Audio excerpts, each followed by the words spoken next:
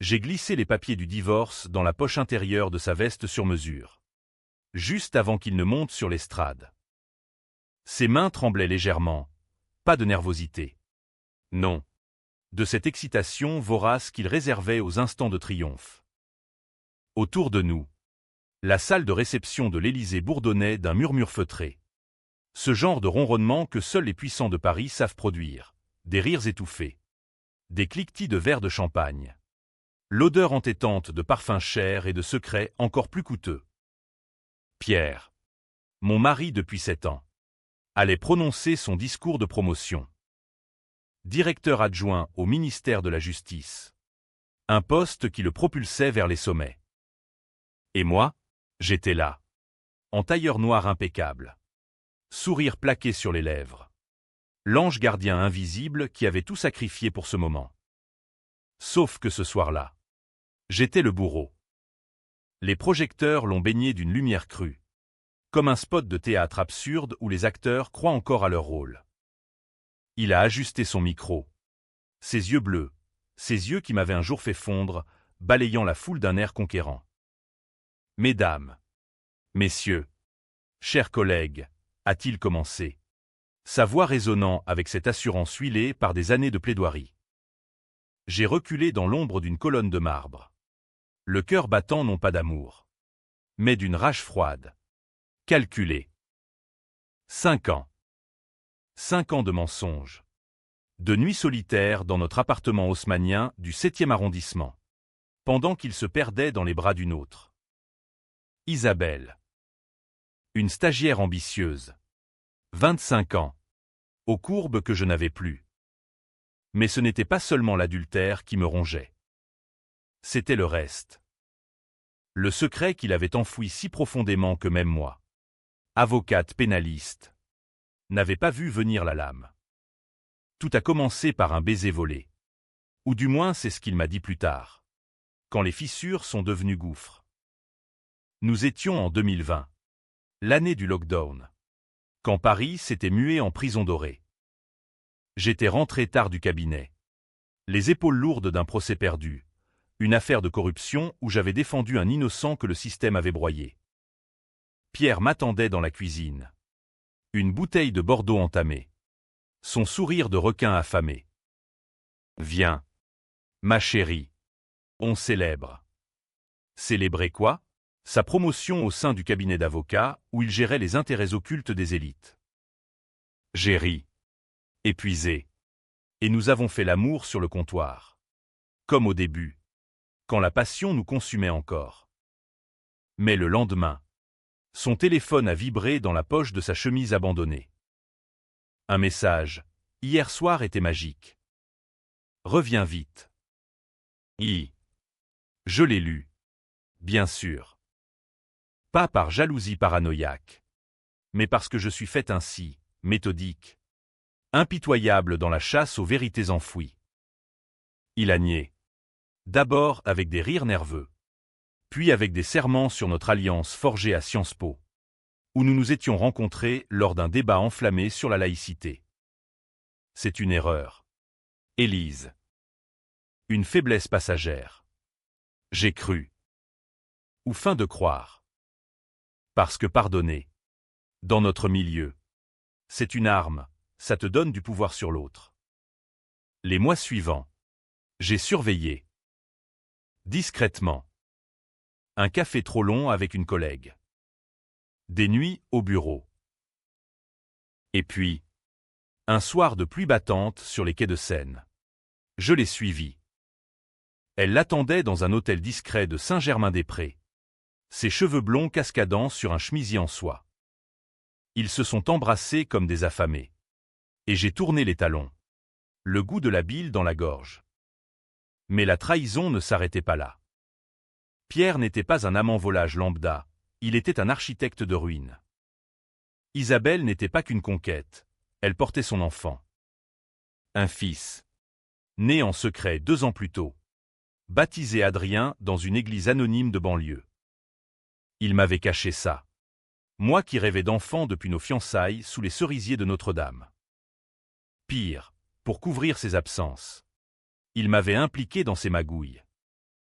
Souvenez-vous de l'affaire des marchés publics falsifiés. En 2022, celle qui avait éclaboussé le ministère. Avec des pots de vin circulants comme des croissants chauds. J'avais plaidé non coupable pour un client bidon qu'il m'avait refilé. Signant des déclarations sous serment qui m'avaient sali aux yeux de mes pairs. Fais-le pour nous. Élise. C'est temporaire. Temporaire? J'avais porté le chapeau. Subi les regards en coin au palais de justice. Pendant qu'il grimpait les échelons. Lavé de tout soupçon grâce à ses connexions. Ce soir-là. À l'Élysée. Alors qu'il pérorait sur l'intégrité de la République, ironie du sort. J'ai vu rouge. Pas le rouge des drapeaux tricolores qui ornaient la salle. Mais celui d'une fureur qui bouillonnait depuis des années. Il a poursuivi. La justice n'est pas vengeance. Elle est équilibre. Elle pardonne. Mais elle n'oublie pas. Un rire étouffé m'a échappé. Assez fort pour qu'une vieille baronne de la magistrature tourne la tête vers moi. Pierre a continué. Intarissable. Évoquant son parcours. Soutenu par ma femme extraordinaire. Élise. Sans qui rien n'aurait été possible. Les applaudissements ont crépité comme une mitraille. Il a descendu l'estrade. Rayonnant. Et s'est approché de moi. Les bras ouverts pour l'accolade rituelle. C'est là que j'ai sorti l'enveloppe de mon sac. Blanche. Scellée. Avec nos noms gravés en lettres gothiques. Félicitations. Pierre, ai-je murmuré, glissant le tout dans sa main moite. Ses yeux se sont écarquillés. Mais il a souri, oh. Ce sourire carnassier qu'il réservait aux témoins récalcitrants. Qu'est-ce que c'est? A-t-il soufflé, feignant l'innocence. Ton avenir sans moi.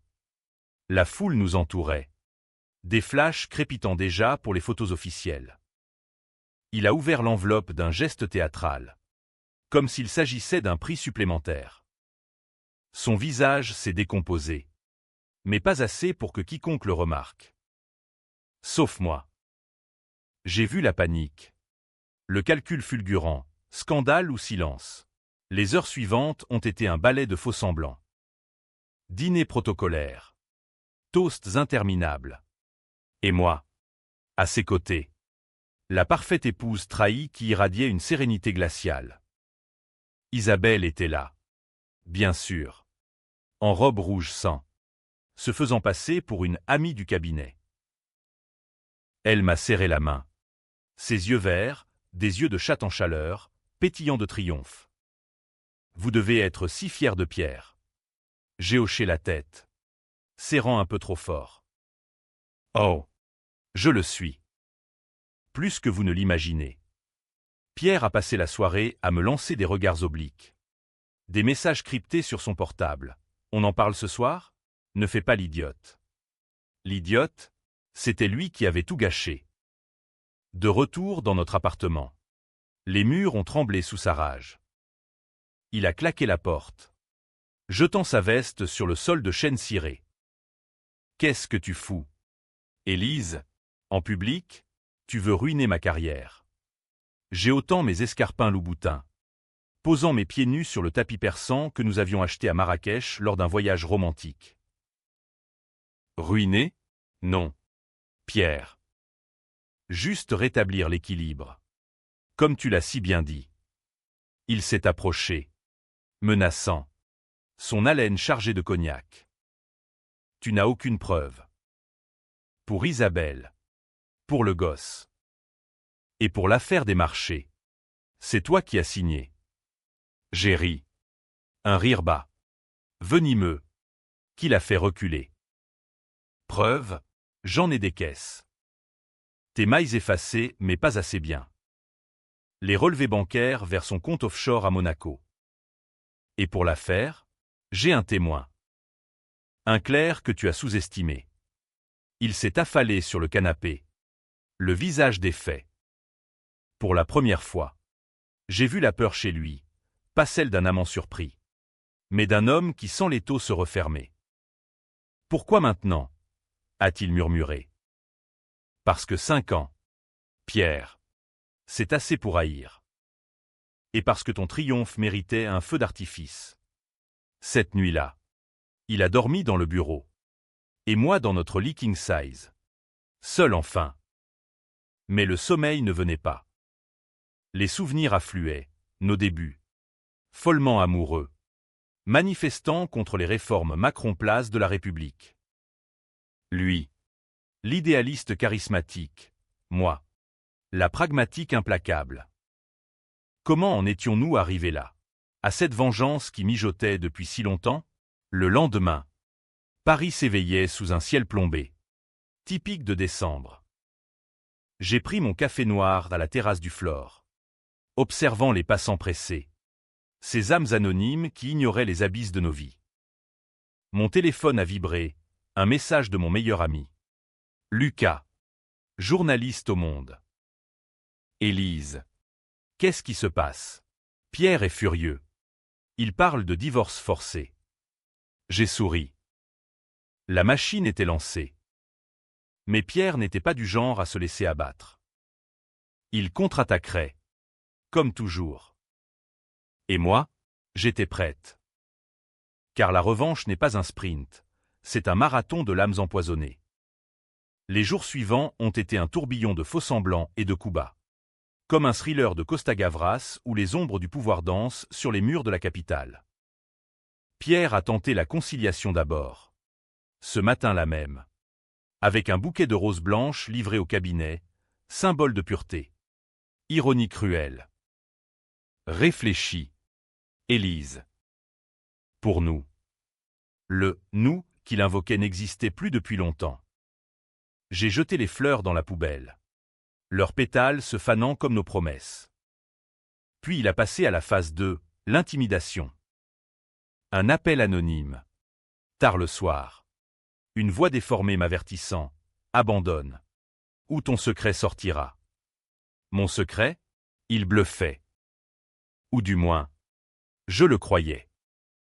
Car Pierre était un maître en manipulation. Forgé dans les couloirs du quai des Orfèvres où il avait commencé comme substitut. Il savait fouiller les failles. Retourner les alliances. Il a contacté mon patron, le doyen du barreau, insinuant que mon instabilité émotionnelle, euphémisme pour ma folie de divorcer, compromettait nos dossiers sensibles. Résultat, une réunion tendue dans son bureau lambrissé. Place Vendôme. Élise. Vous êtes brillante. Mais ce divorce. Timing malheureux. Prenez des congés. Congés? J'ai claqué la porte. Le sang aux tempes. Dehors. La pluie martelait les pavés. Et j'ai marché jusqu'à la Seine. Contemplant les eaux troubles qui emportaient tant de mystères parisiens. Mais je n'étais pas seul. Lucas, avec son flair de limier, avait flairé l'affaire. Nous nous sommes retrouvés au Procope, l'un des plus anciens cafés de la ville, où Voltaire jadis s'enivrait de café et de pamphlets. « Raconte-moi tout », a-t-il dit, ses lunettes rondes glissant sur son nez aquilin. J'ai déballé l'adultère, l'enfant caché, l'affaire des marchés où j'avais porté le chapeau pour un détournement de fonds qu'il avait orchestré avec des promoteurs immobiliers véreux. Lucas a pâli. Merde. Élise. C'est du lourd. Si ça sort. C'est Watergate à la française. J'ai hoché la tête. C'est pour ça que je veux que ça sorte. Mais pas n'importe comment. Je veux qu'il saigne. La contre-attaque de Pierre a escaladé vite. Il a engagé un privé. Un ex-flic reconverti qui a fouillé mon passé comme un chien truffier. Et là, le premier coup au plexus, il a découvert mon secret. Pas celui que j'imaginais. En 2018, lors d'un voyage à Lyon pour un colloque, j'avais eu une liaison brève. Impulsive. Avec un confrère italien. Une nuit d'ivresse sous les lumières de la Saône. Rien de plus. Mais Pierre en avait eu vent. Via un mail imprudent que j'avais envoyé à une amie. Il l'a utilisé comme levier lors de notre première audience de conciliation. Au tribunal de grande instance de Paris. Voyons. Madame. Vous parlez de trahison? Et cette petite escapade à Lyon. Son avocat. Un requin aux cravates Hermès. A souri comme un chat de chez Cire. J'ai nié. Bien sûr. Mais le doute était semé. Les juges. Ces gardiens impassibles de la loi républicaine. Ont froncé les sourcils. Madame. La réciprocité des fautes complique les choses. Réciprocité? 5 ans contre une nuit? La rage m'a submergé. Une bile acide qui me brûlait la gorge. Dehors. Sous le porche du palais. J'ai vomi, pas de peur. Mais de dégoût pour ce système qui égalisait l'inégal. Pierre m'a appelé ce soir-là. Triomphant. Tu vois, on est quitte. Signons à l'amiable. Et on oublie tout. Oublier? Jamais. J'ai raccroché. Et appelé Lucas. Creuse sur Isabelle. Trouve-moi le talon d'Achille. Lucas a creusé. Et ce qu'il a déterré était plus sombre que les catacombes. Isabelle n'était pas une innocente. Elle était complice. Elle gérait les comptes occultes de Pierre. Blanchissant l'argent des marchés via une galerie d'art bidon dans le Marais. Mieux, elle avait falsifié des documents pour faire passer leur fils Adrien pour l'héritier légitime d'un trust familial. Me déshéritant de facto. Et le twist? Adrien n'était pas de Pierre. Test ADN que Lucas avait obtenu via un contact à l'hôpital. Le vrai père était un ex de Pierre. Un politicien en disgrâce. Polyamour? Non. Chantage. Isabelle tenait Pierre par les couilles. Littéralement. Armé de ça. J'ai contre-attaqué. Une lettre anonyme au procureur. Avec copie des faux. Pas ma signature. Mais assez pour lancer une enquête préliminaire. Pierre a paniqué. Ses appels se sont faits suppliants. Élise. Arrête. Pense à nous. À ce qu'on a bâti. Ce qu'on avait bâti? Un château de cartes sur fond de mensonges. J'ai ri dans le combiné. Ton ou est mort il y a 5 ans. Quand tu m'as fait endosser tes crimes. Il a hurlé. Des obscénités qui auraient fait rougir un docker de Bastille. Espèce de salope calculatrice. Tu paieras pour ça. Les semaines suivantes ont été un enfer tendu. Comme une partie d'échecs où chaque pièce est piégée. Je me suis barricadé dans l'appartement. Changeant les serrures. Installant des caméras, paranoïa justifiée. Car un soir, j'ai trouvé la porte forcée. Des papiers administratifs fouillés. Pierre? Ou Isabelle? Jalouse de mon emprise persistante, la presse a commencé à murmurer. Un article dans le Figaro sur les tensions au ministère. Avec une allusion voilée à un divorce explosif. Lucas jubilait. C'est parti. Ma belle. Bientôt. Il crachera tout. Mais Pierre était rusé. Il a lutté. Retournant la table avec une habileté diabolique. Il a contacté ma mère. Cette bourgeoise du 16e qui m'avait toujours vu comme sa poupée parfaite. Élise sombre. Madame. Elle boit. Elle ment. Ma mère m'a appelé. Voix chevrotante. Ma fille. Qu'as-tu fait? Reviens à la raison. J'ai raccroché. Les larmes coulant enfin, pas pour Pierre, mais pour l'illusion familiale que j'avais nourrie. Paris. Cette ville de lumière. Me semblait soudain un labyrinthe de trahison, où chaque boulevard cachait un poignard. Le point de non-retour est survenu lors d'une soirée au Fouquet's, organisée par ses nouveaux alliés ministériels. J'y suis allé. Contre l'avis de Lucas. En robe noire moulante. Un verre de champagne à la main, comme une grenade dégoupillée. Pierre était là. Au bras d'Isabelle. Qui arborait un diamant à l'annulaire, fiançailles. Le salaud. Il dansait un slow langoureux. Et je me suis approché. Micro en main, j'en avais chippé un au serveur. Mesdames. Messieurs, ai-je lancé. La voix amplifiée résonnant dans la salle au lustre cristallin. Permettez-moi de porter un toast à Pierre. Mon ex-mari bientôt. Et à sa muse. Isabelle. Que leur amour soit aussi pur que les fonds qu'ils ont détournés ensemble. Le silence a été assourdissant. Puis les murmures ont enflé comme une vague. Pierre m'a fixé. Blême. Tandis qu'Isabelle serrait son verre jusqu'à ce que ses jointures blanchissent. Élise. Arrête ça tout de suite, a-t-il sifflé, avançant vers moi. J'ai reculé. Le cœur cognant. Pourquoi? La vérité fait mal. N'est-ce pas? Des flashs ont crépité. Un invité influent a appelé la sécurité. Mais le mal était fait. Le lendemain, les gros titres, scandale au ministère, adultère et corruption au cœur du pouvoir. Pierre a riposté férocement. Une plainte pour diffamation, accusant moi d'avoir fabriqué les preuves. Elle est hystérique, détruite par le divorce. Les tabloïds m'ont dépeinte en mégère. Une Médéa moderne assoiffée de sang. Mes collègues m'évitaient, mon cabinet m'a suspendu. Seul dans l'appartement, face à la tour Eiffel qui scintillait au loin comme un phare moqueur. J'ai douté pour la première fois. Était-ce la vengeance qui me consumait? Ou la justice? Et si, au fond, j'étais comme lui, une manipulatrice dans l'âme? Pourtant, j'ai tenu.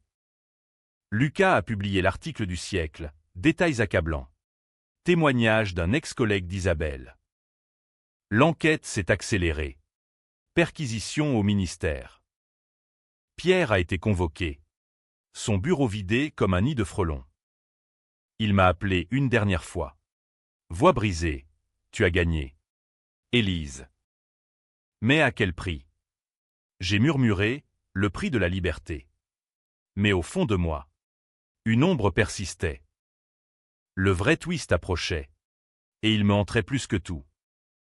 L'enquête a déferlé sur nos vies comme une crue de la Loire. Emportant tout sur son passage. Réputation. Alliances. Et ces fragiles illusions que l'on appelle dignité. Pierre a été placé en garde à vue au commissariat central. Ses costumes sur mesure troqués contre un jogging anonyme.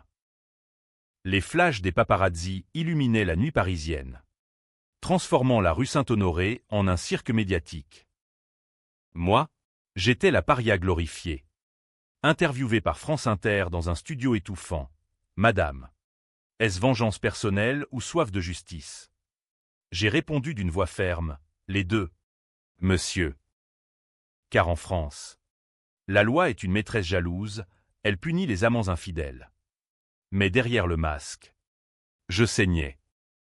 L'appartement, jadis notre sanctuaire, résonnait du vide, écho de rires fantômes. Taches de vin rouge sur le tapis comme des plaies ouvertes. J'ai visité Adrien, le fils caché, dans un square anonyme de Belleville. Une gamine de 4 ans aux boucles blondes, jouant avec un ballon rouge. Elle m'a regardé de ses yeux bleus, les yeux de Pierre. Indéniablement. « Tu es la dame méchante ?» a-t-elle demandé. Innocente cruauté d'enfant. J'ai souri. Le cœur serré. Non, ma puce. Juste une femme qui répare des erreurs. Isabelle l'avait envoyé comme appât. Un message glissé dans sa petite main. Laisse-nous tranquilles. Ou elle paie. Isabelle. Cette vipère aux lèvres carmin, qui avait su se faire passer pour la victime idéale. Lors de son audition, elle avait pleuré des crocodiles devant le juge d'instruction, accusant Pierre de l'avoir manipulée. Il m'a forcé. Monsieur le juge. Pour l'argent. Pour le sexe. J'étais jeune. Naïve. Naïve, elle qui avait doctoré les bilans comptables avec la précision d'un chirurgien. Les procureurs, ces cerbères de la République, ont mordu à l'hameçon. Pierre, isolé en cellule, m'a supplié via son avocat, « Aide-moi à la faire tomber. Elle est le vrai poison. » Ironie, le traître implorait la traîner. J'ai hésité. Pas par pitié, mais par calcul. Aider Pierre signifierait trahir ma propre croisade. Pourtant, les nuits d'insomnie me rongeaient, bercées par le bruit lointain des sirènes sur le boulevard. Souvenir, notre lune de miel à la Côte d'Azur. Riant sous les pins parasols de Cannes. Ignorant déjà les fissures. Ou cette manif pour les gilets jaunes. Où il m'avait protégé des gaz lacrymogènes. Son corps un bouclier. Était-ce réel, ou juste un rôle dans son grand théâtre? Lucas m'a tiré de l'abîme. Ne flanche pas. Élise. J'ai du neuf. Rendez-vous clandestin dans un bar à absinthe du quartier latin. Où l'air était saturé d'odeurs d'anis et de regrets. Il a posé un dossier sur la table poisseuse, enregistrements audio. Volé à un informateur au sein de la sûreté. Isabelle. En pleine confidence à une amie. Pierre. Un pantin. J'ai tout manigancé. Le gosse. L'argent, c'était pour le faire plier. Et elle. Son épouse, elle gobe tout. La conne. Pire, elle avouait avoir saboté mon procès de 2022. Glissant de faux témoignages pour que je porte le chapeau. Non pas sur ordre de Pierre. Mais pour me discréditer. Jalouse de ma position au barreau. Le tableau se renversait. Pierre n'était pas le seul marionnettiste. Isabelle tirait les ficelles. Usant de lui comme d'un outil. Et moi, j'avais été le bouc émissaire idéal. L'épouse loyale qui avalait les couleuvres. La rage. Cette vieille compagne. S'est muée en quelque chose de plus froid, une résolution d'acier. J'ai contacté le juge. Fournissant les bandes. Madame. C'est du dynamite, a-t-il dit. Ses lunettes cerclées d'or luisant sous la lampe du bureau. Mais risqué. Si ça rate. Vous êtes complice. Risqué? Ma ville était déjà. Les menaces ont afflué, fleurs mortes sur le pas de porte. Appel muet à 3 heures du matin. Une nuit. J'ai cru voir une silhouette sous mes fenêtres.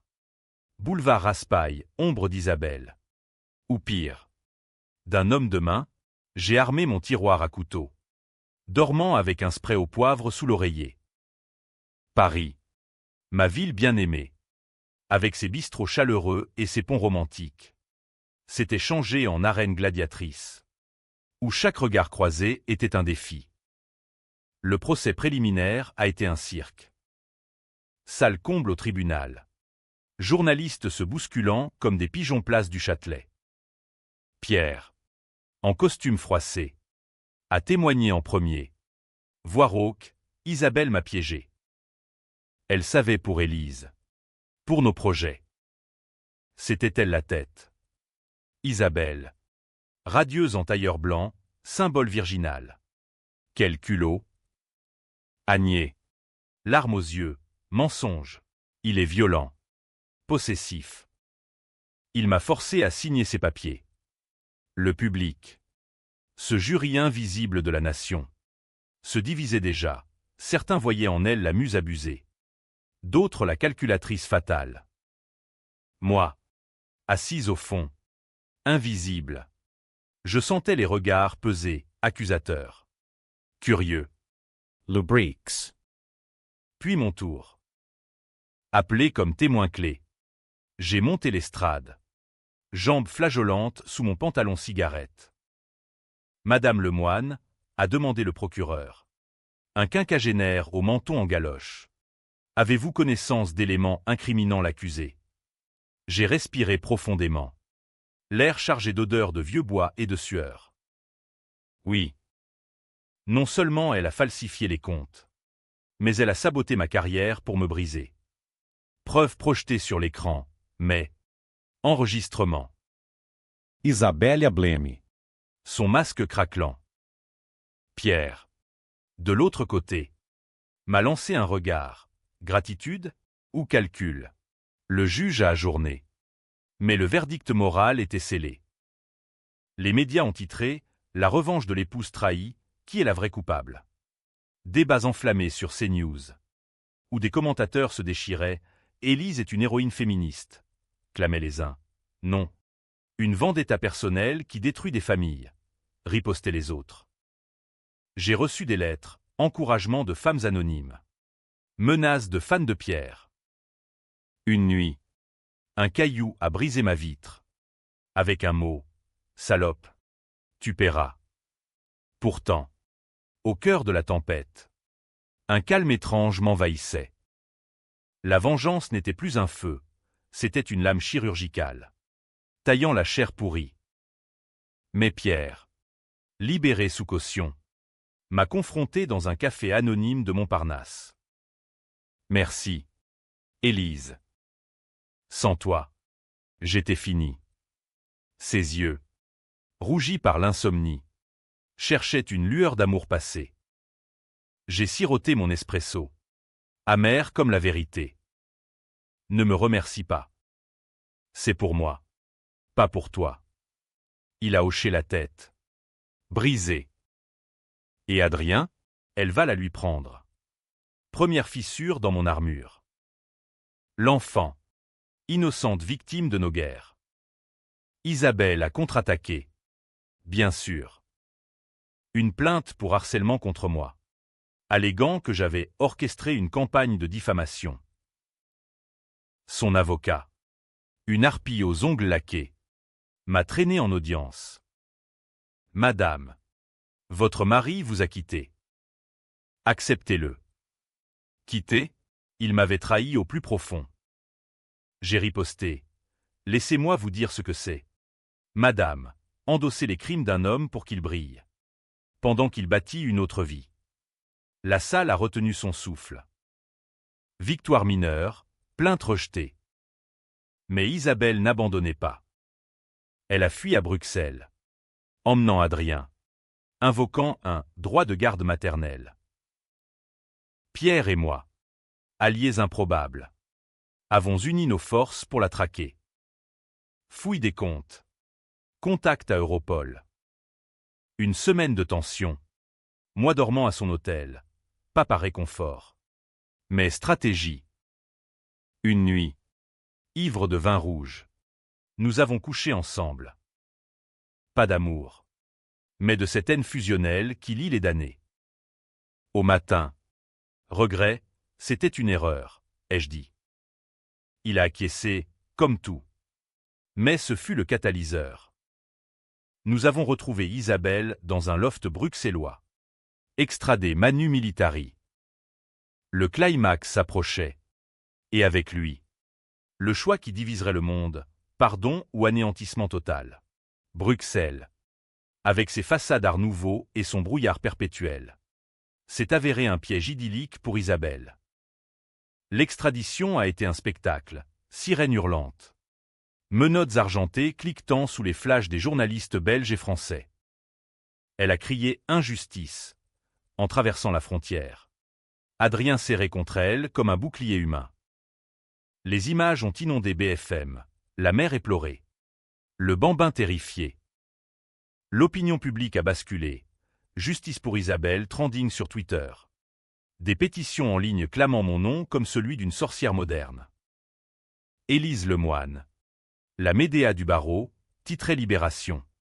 Mi-admiratif. Mi-répugnant. Paris. Ma ville. Se divisait en camps, les féministes me portaient en héroïne de MeToo tardif, les conservateurs me lapidaient comme destructrice de foyer. Pierre et moi, dans l'attente du procès, avons scellé une trêve fragile. Il a emménagé temporairement chez un cousin à Neuilly. Mais nos réunions étaient des champs de mine, café tendu place de la Concorde, où les fontaines murmuraient des reproches. Pourquoi l'as-tu laissé faire ? Lui ai-je demandé un après-midi pluvieux, sous les arcades des Champs-Élysées. Il a allumé une gauloise, défiant l'interdit en fumée. Peur. Élise. Peur de tout perdre, toi. Le boulot. La respectabilité. Peur, j'en avais eu aussi. Ces nuits à broyer du noir. Imaginant des scénarios où j'étais la méchante de l'histoire. Et moi, j'ai porté tes peurs comme un fardeau. Le procès d'Isabelle a ouvert sous un ciel d'ardoise. Au palais de justice, bondé comme un métro aux heures de pointe. Juge principal, une femme austère. La soixantaine. Aux cheveux tirés en chignon sévère, une vestale de la loi. Imprévisible. Témoignages en cascade. Experts comptables disséquant les flux financiers. Comme des chirurgiens sur une autopsie. Pierre a plaidé sa cause. Voix chevrotante. Elle m'a ensorcelé. Manipulé. Pour l'argent. Pour le pouvoir. Isabelle. Menottée mais coiffée à la perfection. A riposté avec feu. Mensonge. C'est lui qui m'a attiré dans ce bourbier. Et Élise, elle savait tout. Elle couvrait. Elle savait, le mensonge a fusé comme une flèche. Preuve, un faux mail. Fabriqué de toutes pièces. Me montrant complice. La salle a octé, le juge a froncé les sourcils. Mon avocat s'est levé. Indigné, falsification flagrante. Mais le doute était planté. Une graine vénéneuse dans l'esprit des jurés. Moi, au banc des témoins. J'ai nié. La gorge serrée, jamais. J'étais l'idiote loyal. Mais les regards, ces regards parisiens, experts en hypocrisie, me transperçaient. Étais-je vraiment innocente? Ou juste une joueuse dans ce jeu macabre? La presse s'est déchaînée. Édito dans Le Monde, affaire Lemoine, quand la vengeance féminine frôle la folie. Invité à On n'est pas couché. J'ai essuyé les piques d'un chroniqueur. Madame. Votre équilibre ressemble à une purge stalinienne. Et l'enfant dans tout ça. J'ai craqué. Larmes rares coulant sur mes joues poudrées. L'enfant est la victime de lui. De elle. Pas de moi. Mais au fond. Culpabilité, Adrien. Avec ses yeux innocents. Paierait le prix de nos haines. Pierre. Sentant le vent tourner. A tenté un coup bas. Une nuit. Il m'a convoqué à l'appartement où notre ancien nid. Maintenant loué à un diplomate. Élise. On repart à zéro. Oublions le divorce. Unissons-nous contre elle. Ses mains sur mes épaules. Chaude. Familière. J'ai failli céder. Ce vertige du passé nous aspirant. Mais j'ai reculé, trop tard. Tu m'as brisé une fois, je ne serai pas ton bouclier deux fois. Il a ri. Amer. Tu es comme moi.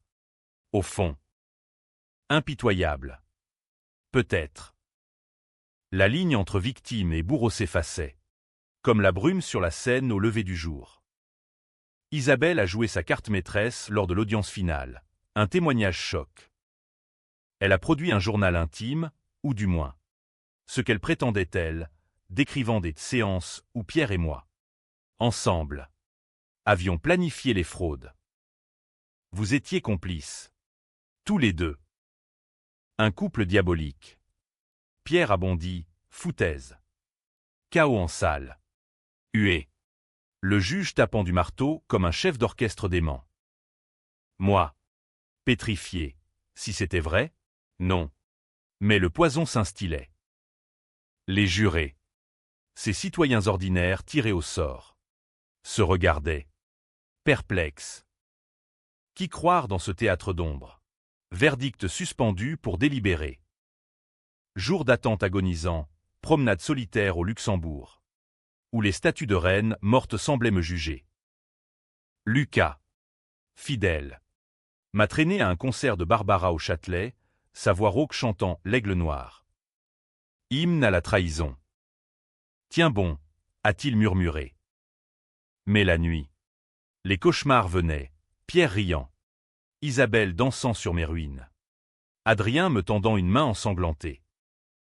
Le jour J. La salle était un chaudron bouillonnant. Le juge a lu l'arrêt d'une voix monocorde, Isabelle Moreau. Coupable de fraude et faux en écriture. 10 ans ferme. Triomphe, Isabelle s'est effondrée. Hurlant, c'est elle. Élise m'a piégé. Pierre. Acquitté partiellement. M'a serré la main dans la cohue, étreinte électrique. Ambigu. Dehors. La foula, hurres des uns. Sifflet des autres. Victoire pour Élise contre injustice Montréal. Mais la joie était amère. Adrien. Placé en foyer. Pleurait dans les bras d'assistante sociale. Pierre a tenté de le récupérer. Arguant paternité. Moi, j'ai demandé la garde. Un geste fou, pour le punir, ou réparer.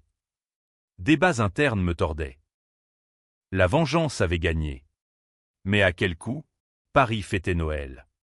Guirlandes scintillantes sur les champs. Tandis que je marchais seul. Fantôme dans la ville des amours. Pourtant, l'ombre planait. Un appel anonyme. Soir de réveillon. Tu crois avoir gagné? Attends la suite. Voix d'Isabelle, ou Pierre. Luttant encore, le twist final couvait. Prêt à exploser nos certitudes. Le nouvel an 2026 s'est levé sur une Paris enneigée. Rare caprice hivernal qui voilait les cicatrices de la ville sous un manteau blanc trompeur. J'avais passé la nuit seul. Un verre de champagne tiède à la main. Regardant les feux d'artifice éclater au-dessus de la tour Eiffel comme des promesses brisées. La victoire sur Isabelle semblait lointaine déjà. Un écho dans les journaux froissés. Elle purgeait sa peine à Fleury-Mérogis. Cette forteresse grise où les rêves s'asphyxient. Pierre avait obtenu une garde partagée d'Adrien. Un compromis judiciaire qui sentait le soufre, il avait plaidé la stabilité paternelle. Ignorant que l'enfant, traumatisé, refusait de prononcer mon nom. J'avais repris le barreau. Mais les murmures persistaient, la vengeanceuse. Mes clientes, ces femmes battues ou diffamées, me regardaient avec un mélange d'admiration et de crainte. Vous avez osé, disait-elle. Osé? J'avais survécu. Voilà tout. Lucas, promu grand reporter, m'invitait à des dîners mondains où l'on disséquait l'affaire comme un plat gastronomique. Tu es une légende. Élise. Légende ou monstre? Les nuits. Seul dans un studio exigu du Marais, l'appartement haussmannien vendu pour payer les avocats, je me surprenais à pleurer. Non pour Pierre, mais pour la femme que j'avais été, confiante, amoureuse, entière. Le twist est survenu comme un coup de tonnerre en plein ciel serein.